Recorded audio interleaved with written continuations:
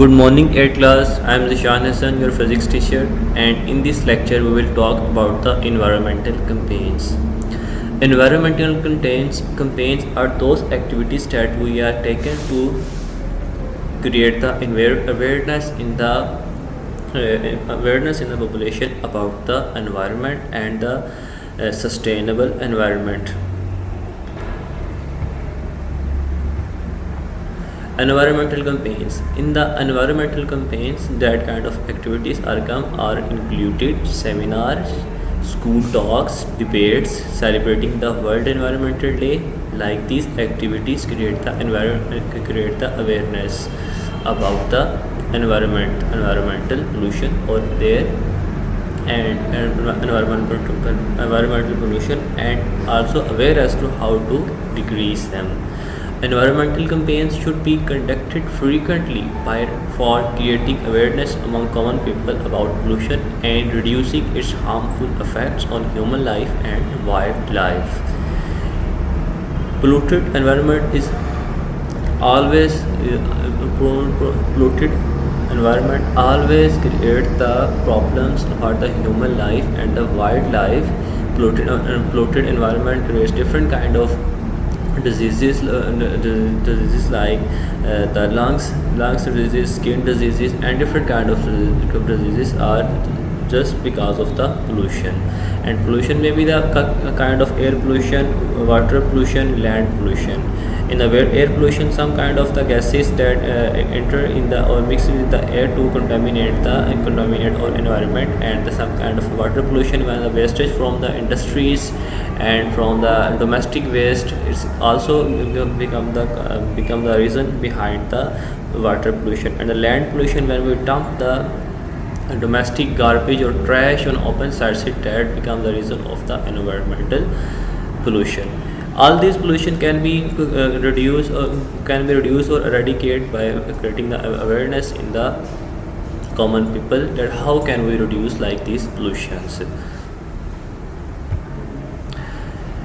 Here are some responsibilities that all we should take to reduce the environmental pollutions. Like all of us are responsible for keeping the environment clean. The individuals, the organizations, and the government must share their responsibility to check the activities which cause pollution.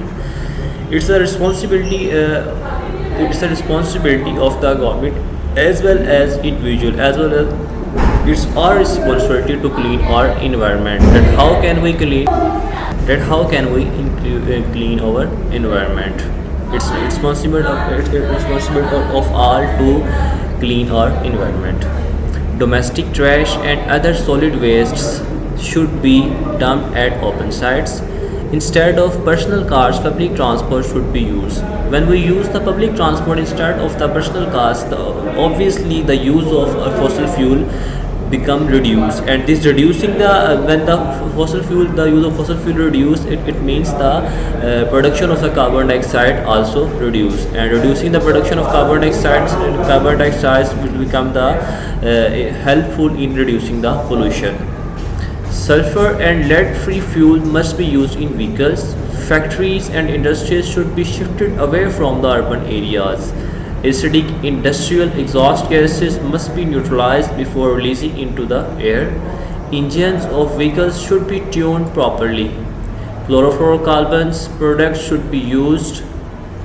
Chlorofluorocarbon free products should be used. Chlorofluorocarbons are those substances that damage the ozone layer, and the damaged ozone layers allow the harmful rays to enter in the Earth's atmosphere that cause different diseases. 3R strategies of reduce, reuse, recycle for the conservation of the resources should be adopted to reduce the pollution. All these are the necessary measures that we can adopt to reduce the pollution.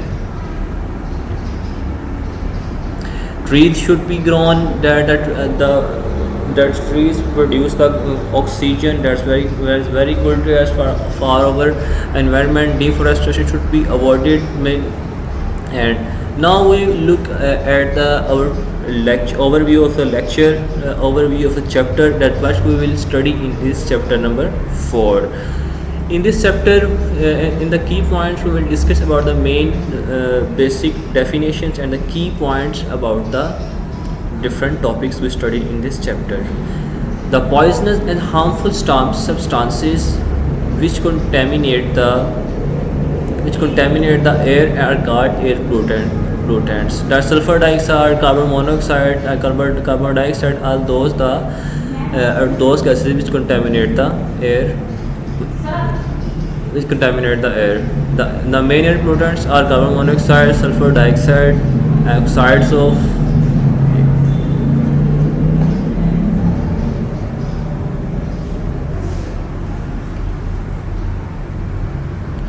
rotting of vegetation and volcanic eruption, etc., are the natural sources of the air pollution. Carbon dioxide, methane, oxides of nitrogen, water vapor, etc., are called the greenhouse gases.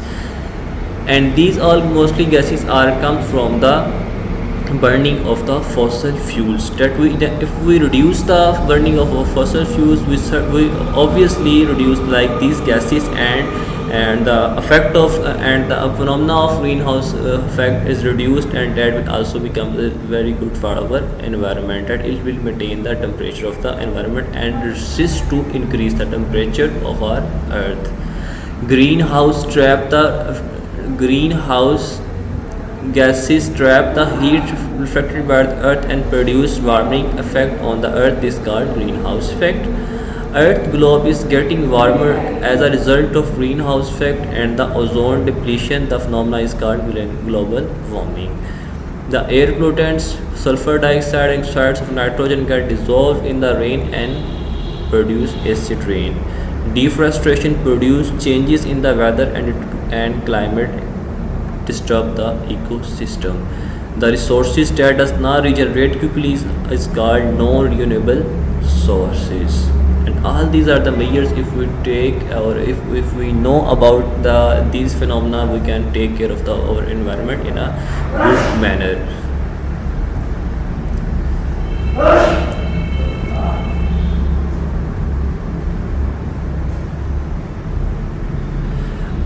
A resources that does not regenerate quickly is called non-renewable sources. The 3R strategies, reduce, reuse, recycle, is the best way to adopt for conservation of natural resources. Landfill, incineration and recycling are the common methods of solid waste management. The individuals, the organization and the government must share their responsibility to check the activities which cause air pollution. Oh, thank you.